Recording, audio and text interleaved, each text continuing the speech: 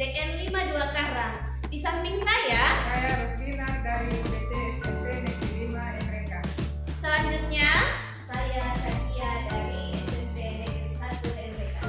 Di sini kami akan mempraktekkan tugas demonstrasi kontekstual coaching supervisi akademik. Selamat menyaksikan. Assalamualaikum warahmatullahi wabarakatuh. Assalamualaikum warahmatullahi wabarakatuh. Bagaimana kabarnya, Bu? Alhamdulillah, Bu. Baik, Bu. Saya dengar Ibu ingin melakukan supervisi coaching ya, Bu? Iya, Bu. Saya mau coaching dengan Ibu Zakia. Ya, jadi sedikit saya sampaikan di sini, Bu. Jadi untuk melakukan coaching kita harus berpatokan pada alur tinta. Yang pertama itu tujuan, bagaimana kita menggapai tujuan, kemudian identitas masalah, kemudian rencana aksi, dan tanggung jawab. Setelah itu, di dalam supervisi akademik, ada yang dikatakan prinsip supervisi akademik, Bu. Yang pertama itu kemitraan, kemudian yang kedua proses kreatif, yang ketiga memaksimalkan potensi. Jadi, saya harapkan Ibu bisa mencapai dari prinsip tersebut dengan menggunakan alur tinta, Bu. Iya, Bu. Jadi sebelum Ibu melakukan coaching, saya ingin memberikan pertanyaan kepada Ibu. Jadi yang pertama itu, Bu, kompetensi coaching apa yang Ibu ingin kembangkan? Begini, Bu, yang ingin saya kembangkan di sini pertama adalah kehadiran guru, bagaimana supaya saya bisa hadir sepenuhnya dalam melakukan coaching. Kemudian mengajukan pertanyaan yang berbobot, bagaimana saya bisa mengajukan pertanyaan yang berbobot untuk mengarahkan coaching nanti dalam menemukan solusi atas permasalahannya. Kemudian saya akan menjadi pendengar yang aktif supaya bisa mendengarkan permasalahan-permasalahan dari coaching nanti, Bu. Bagus sekali ya, Bu. Bagian kompetensi mana yang secara spesifik ingin Ibu observasi? Yang ingin saya observasi di sini adalah mengenai bagaimana melakukan pertanyaan, memberikan pertanyaan yang berbobot pada coach dan bagaimana coach bisa menemukan solusi atas permasalahan yang dihadapi. Bagus sekali ya, Bu. Jadi indikator ketercapaian dari tujuan pengembangan yang ingin dicapai. Indikatornya di sini adalah ketika si coach nanti bisa menemukan solusi atas permasalahannya itu, Bu, dari pertanyaan-pertanyaan yang saya berikan sebentar, seperti itu, Bu. Iya, Bu. Mudah-mudahan bisa berjalan dengan baik ya, Bu. Iya, Bu. Ya, supaya kita bisa mencapai apa yang coaching harapkan. Saya persilahkan, Bu, untuk melakukan coaching. Terima kasih, Bu. Ya.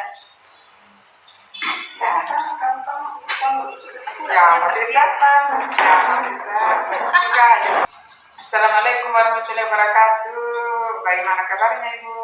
Waalaikumsalam warahmatullahi wabarakatuh. Alhamdulillah kabar baik, Bu. Bagaimana keadaan kelas yang Ibu hadapi? Ya, ada sih, Pak, masalahnya seperti masalah-masalah sedikit di kelas. Kira-kira apa yang menjadi masalah di kelas yang Ibu hadapi?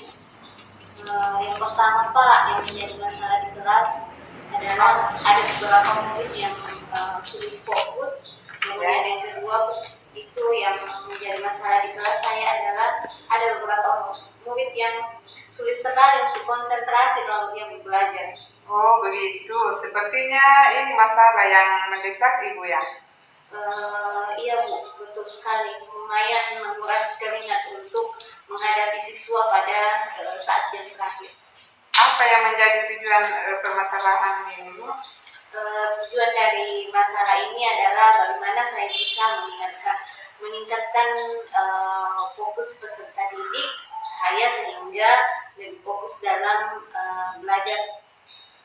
Saya ingin mendengar terkait dengan informasi yang disampaikan terkait masalah ini. Iya Bu. Begini Bu, pada setiap jam terakhir sangat terlihat jelas peserta didik saya lebih kurang semangat. Ditanya siswa hanya diam, termenung, bahkan ada yang menyandarkan kepalanya ke meja. Namun kondisi seperti itu saya biasanya memfokuskan dengan memberikan game, membagi kelompok kecil dan memberikan reward berupa pemberian permen atau jajan. Namun hal seperti ini tidak tahu kenapa masih saja begitu terus terulang. Wah, sangat menarik ya Bu mengenai metode yang diterapkan. Reaksi apa yang terjadi Bu dari perlakuan yang Ibu lakukan dengan menerapkan metode-metode tersebut? Ya begitu saja Bu, tidak ada perubahan dan mungkin masih mau dikembangkan lagi metode itu.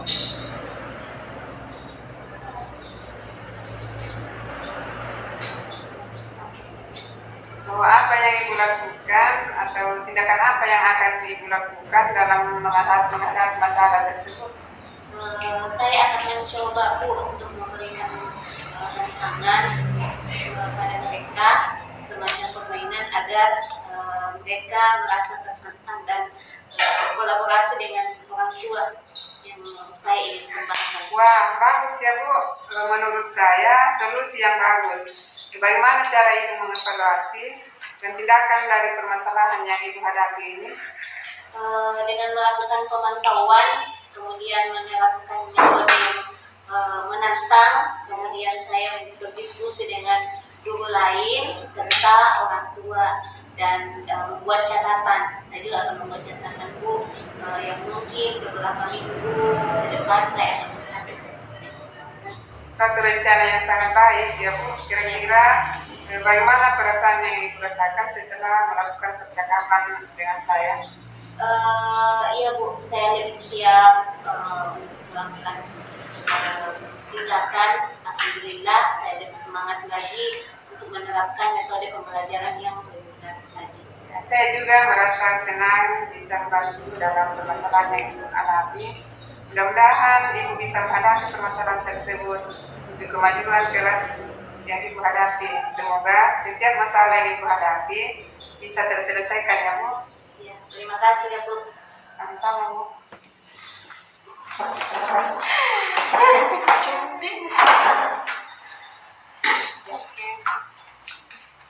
Mau bikin dia pertanyaan lagi deh ya.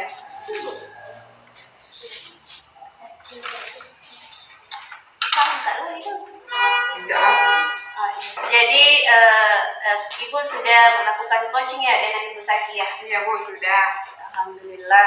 Jadi saya sudah mengamati apa yang Ibu lakukan dengan Ibu Sakia. Nah, di situ tadi saya sudah melihat sudah menerapkan alur kita, kemudian Ibu juga sudah melakukan atau memberikan menerapkan prinsip supervisi akademik. Yang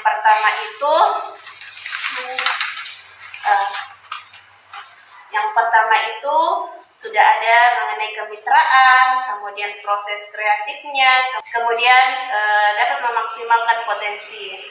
Nah, di situ juga saya lihat tadi sudah diterapkan sesuai dengan alur kita, di mana sudah mencapai tujuan, kemudian identitas masalah, kemudian rencana aksi, dan yang terakhir sudah ada tanggung jawab yang diperoleh.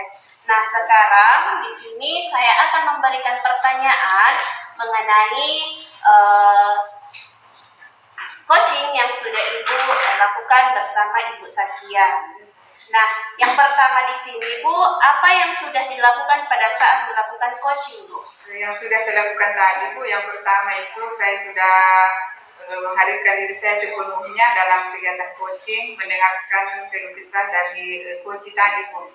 Kemudian saya juga sudah memberikan pertanyaan yang berbobot, yang bertujuan untuk mengarahkan si coach agar dia bisa menemukan solusi dari permasalahan yang dia hadapi.